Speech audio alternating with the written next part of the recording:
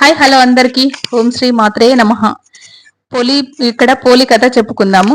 పొలిపాడ్యం రోజున నదిలో గాని తులసి కోట దగ్గర గాని దీపాలు వదులుతాం. ఎందుకంటే పూర్వం ఒక ఆవిడకి 7 కొడుకులు ఉండేవారు. అందులో 6 మంచి ధనవంతులు అయిన మంచి ధనవంతుల కుమార్తెల్ని పెళ్లి చేసుకున్నారు.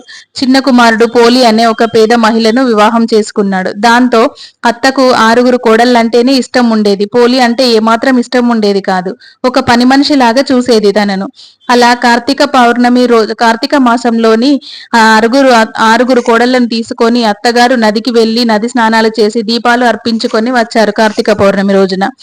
ఇంట్లో ఉన్న పోలి ఎక్కడ దీపాలు పెడుతుందో అన్న ఉద్దేశంతో పూజ సామాగ్రిని అంతా దాచుకొని వెళ్లారు.